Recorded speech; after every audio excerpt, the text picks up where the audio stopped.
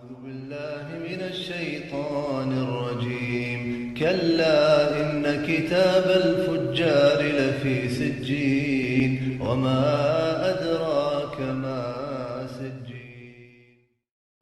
بسم اللہ الرحمن الرحیم. خواتین و حضرات، ایک مسلمان اللہ تعالیٰ کے ناموں اور صفات عالیہ کو تسلیم کرتا ہے اور ان میں کسی کو شریک نہیں بناتا اور نہ ہی تعویل کر کے ان کا انکار کرتا ہے، اور مخلوق کے ساتھ اس کے اسماء و صفات کو تشبیہ دے کر ان کی کیفیت اور مثل کا قائل بھی نہیں. وہ جملہ صفات جن کا اللہ تعالیٰ نے اظہار کیا اور اس کے رسول اللہ صلی اللہ علیہ وسلم نے اثبات کیا، اللہ تعالیٰ کے لیے ان کا یقین کرتا ہے اور عیب اور نقص کی جملہ صفات سے اس کو مبرہ اور پاک قرار دیتا ہے. خواتین و حضرات، اللہ سبحانہ و تعالیٰ نے اپنے نام اور صفات خود بتائے ہیں. قرآن حکیم میں ارشاد باری تعالیٰ ہے وَلِلَّهِ الْأَسْمَاءُ الْحُسْنَى فَادْعُوهُ بِهَا وَذَرُوا الَّذِينَ يُلْحِدُونَ فِي أَسْمَائِهِ سَيُجْزَوْنَ مَا كَانُوا يَعْمَلُونَ. اللہ تعالیٰ کے سب اچھے نام ہیں، اس کو ان کے ساتھ پکارو اور ان لوگوں کو چھوڑ دو جو اس کے ناموں میں کج روی اختیار کرتے ہیں، اور یہ لوگ اپنے اعمال کی سزا پائیں گے. اور فرمایا قُلِ ادْعُوا اللَّهَ أَوِ ادْعُوا الرَّحْمَنَ أَيَّمَّا تَدْعُوا فَلَهُ الْأَسْمَاءُ الْحُسْنَى.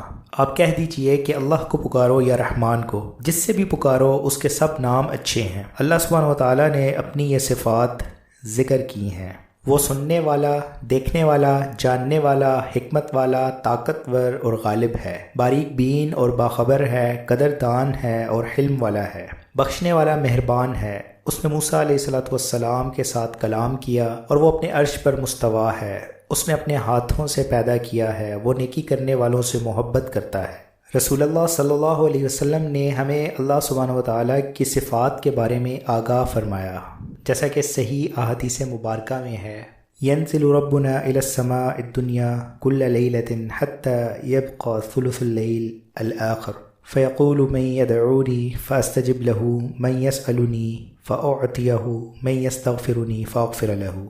ہمارا رب ہر رات آسمان دنیا پر جب رات کی آخری تہائی باقی ہوتی ہے اترتا ہے اور فرماتا ہے کون مجھے بلاتا ہے میں اس کو جواب دوں، کون مجھ سے سوال کرتا ہے میں اسے عطا کروں، کون مجھ سے مغفرت کی درخواست کرتا ہے کہ میں اسے بخش دوں. اور فرمایا اللہ اشد فرحا بتوبۃ عبدہ من احدکم براحلتہ. اللہ تعالیٰ بندے کی توبہ پر اس شخص سے زیادہ خوش ہوتا ہے جس کی سواری گم ہو گئی اور پھر مل گئی. آپ صلی اللہ علیہ وسلم کی حدیث مبارکہ ہے یقبض اللہ الارض یوم القیامۃ ویطوی السماء بیمینہ ثم یقول انا الملک این ملوک الارض. اللہ تعالیٰ قیامت کے روز زمین قبضہ میں لے گا اور آسمانوں کو دائیں ہاتھ میں لپیٹ دے گا اور پھر کہے گا میں بادشاہ ہوں، زمین کے بادشاہ کہاں ہیں. صحابہ اور تابعین اور ائمہ اربعہ اور سلف و صالحین بھی اللہ تعالیٰ کی تمام صفات کی بلا تعویل قائل ہیں. وہ نہ تو صفات کا انکار کرتے ہیں اور نہ ہی ظاہر معانی سے انحراف. کسی صحابی رسول صلی اللہ علیہ وسلم سے ثابت نہیں کہ اس نے کسی صفت میں تعویل کی ہو یا انکار کیا ہو یا یہ کہا ہو کہ اس کا ظاہر معنی مراد نہیں، بلکہ یہ سب ظاہر مفہوم کے مطابق ان کے معانی کی حقانیت کا یقین کرتے تھے. انہیں یہ بھی معلوم تھا کہ اللہ تعالیٰ کی صفات حادث مخلوق کی صفات کی طرح نہیں. امام شافعی رحمہ اللہ فرمایا کرتے تھے میں اللہ پر اور جو اس کی طرف سے ایمان آیا ہے ایمان لاتا ہوں، اس طور پر کہ جو اللہ تعالیٰ نے اس سے چاہا ہے وہی درست ہے.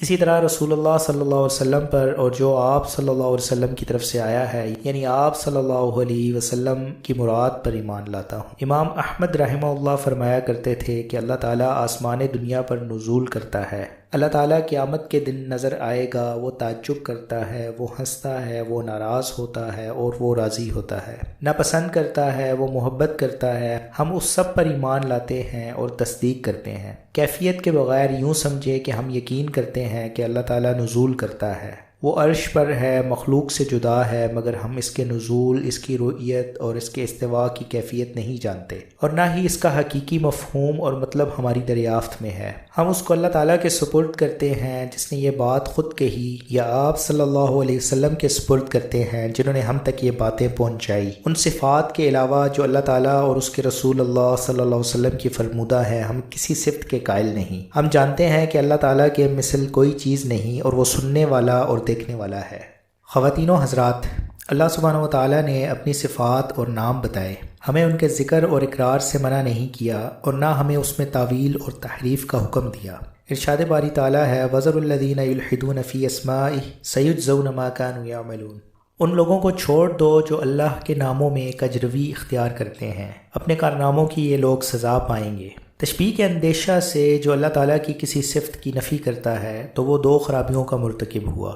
اولاً اس نے اللہ تعالیٰ کی صفات کو مخلوق کی صفات سے تشبیہ دی، ثانیاً تشبیہ سے ڈرا تو وہ نفی اور تعطیل کا مرتکب ہوا، یعنی جس صفات کا دل میں اثبات کیا تھا ان کی نفی اور تردید کر دی کہ وہ باری تعالیٰ ان صفات سے متصف نہیں ہے۔ اس صورت میں معقول اور بہتر بات یہ ہے کہ اللہ تعالیٰ کی بیان کردہ صفات اور آپ صلی اللہ علیہ وسلم کی فرمودہ صفات کو تسلیم کیا جائے کہ اللہ تعالیٰ ان سے متصف ہے، اور یہ کہا جائے کہ اللہ تعالیٰ کی صفات مخلوق کی صفات کی طرح نہیں، جس طرح کہ اس کی ذات مخلوق کی ذات کی طرح نہیں۔ اللہ سبحانہ و تعالیٰ کی صفات ماننے سے تشبیہ لازم نہیں آتی، اس لیے کہ عقل اس بات کو باور کرتی ہے کہ اللہ تعالیٰ کی مخصوص صفات ہیں جو مخلوق کی صفات کے مشابہ نہیں ہیں۔ لفظ کے اطلاق میں البتہ یکسانیت ضرور ہے، خالق کی صفات اس کی اپنی صفات خاصہ ہیں اور مخلوق کی صفات اپنے انداز کی۔ ایک مسلمان جب اللہ تعالیٰ کی صفت بیان کرتا ہے تو کبھی بھی اس کا عقیدہ یہ نہیں ہوتا کہ اللہ تعالیٰ کا ہاتھ مخلوق کی ہاتھ کی مانند ہے۔ البتہ ہاتھ کا اطلاق دونوں کے لیے ہے، اس لیے کہ خالق اور مخلوق ذات، صفات اور افعال میں ایک دوسرے کے مختلف ہیں۔ اللہ سبحانہ و تعالیٰ فرماتا ہے قُلْ هُوَ اللَّهُ أَحَدٌ اللَّهُ الصَّمَدُ لَمْ يَلِدْ وَلَمْ يُولَدْ وَلَمْ يَكُنْ لَهُ كُفُوًا أَحَدٌ۔ کہہ دیجئے کہ وہ اللہ ایک ہے، اللہ بے نیاز ہے، نہ اس نے کسی کو جنا اور نہ وہ جنا گیا، اور نہ کوئی اس کا ہمسر ہے۔ اور فرمایا لَيْسَ كَمِثْلِهِ شَيْءٌ وَهُوَ السَّمِيعُ الْبَصِيرُ، اس کی مانند کوئی چیز نہیں اور وہ سننے والا اور جاننے والا ہے۔ وآخر دعوانا ان الحمد للہ رب العالمین۔